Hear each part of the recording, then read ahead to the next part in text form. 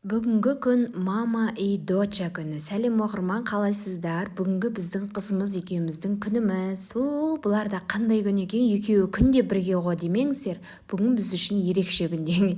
Конечно, бізде декреттегілер үшін күнде ерекше күн. Ал сол күндегі ерекше күнімізді бүгін одан сайын ерекше қылайық деп қызымыз екеуміз бүгін салонға келдік. Салонға келіп бір реттеліп алмасақ, ато үйде болсақ, үйде жата берсек, жата беретін сияқтымыз деп, мен қыздарға сразу звондап айттым. Қыздар, менің әрқайсыңа 1 сағат, 1,5 сағат жататын, менің 3 сағат сендерде жататын уақытым жоқ.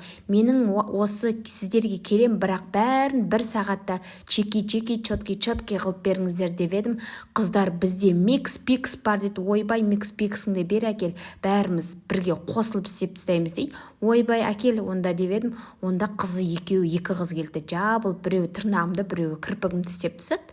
Солай үйге мәз болып 1 сағатта үйге ұшып келген соңға, ато анандай уақытта маникюріңді бөлек, әйтпесе 1 сағатта, ресницаңда 1,5 сағат, примерно 3 сағатын кетеді. Мыналар наң деп мылжырап қалдым ба, не қылып кеттім. В общем, 1 сағатта бәрін чотки қылып берді. Ал қыздар, мына жерде менің ресницамды, менің красавицамды бағалап кетіңіздерші. Қараса көз тоятындай, жүрсе жер оятындай, қолыма найза берсе жауымды жоятындай, періште жолынан таятындай, музейге қоятын қызбын ғой, пақ шіркін. Мынау не деген красавица деп мақтап кетіңіздер енді. 2 ай салонға бармап едім, мәбіржіп кеттім ғой, қой құрсын деп бүгін салонға жетіп бардым. Енді педикюр жасаған жоқпын, ертең күн жылысын сосын жасаймын дедім. Солай айтпақшы, қызымның құлағын тесемін дегем ғой, сөйтсем ол мастер келмей қойды. Келмесең одан әрі дедім да, воскресенье барамыз дедім да. Солай қызымыз екеуміз 1 сағатта бәрін чотки бітіріп келдік та. Енді ұйқының планын орындаған жоқпыз, сразу келдік та тамаққа кірісіп кеттік. Ойбай, на келін аяқ астынан қайқа барып келді, 1 сағаттың ішінде демесін дедік та, солай келе сала тамаққа кірісіп кеттік. Әдеттегіде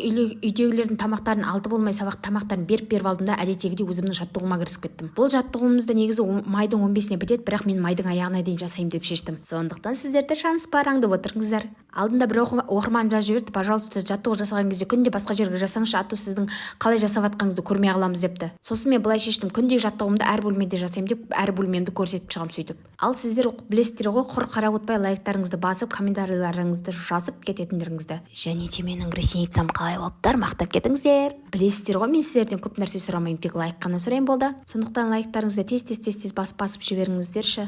Кстати, мен арықтап жатырмын, комментарийға жазып кетіңіздерші, білініп жатыр ма сіздер? Бірінші видеода бастап көрген жандар білет, мен өзі тастап атқанды, тастамай атқанды. Бірінші видеодан қарағанда несі бар ма, результаты бар ма сіздерге көріне ма, соны айтыңыздаршы. Әйтеуір маған сезіліп жатыр, білмеймін енді. Ал келесі сөз сіздерге келесі сөз кезегін беремін. Мынау жаттығудан кейінгі гүлімнің түрі, музыкаға солай билеп алдым.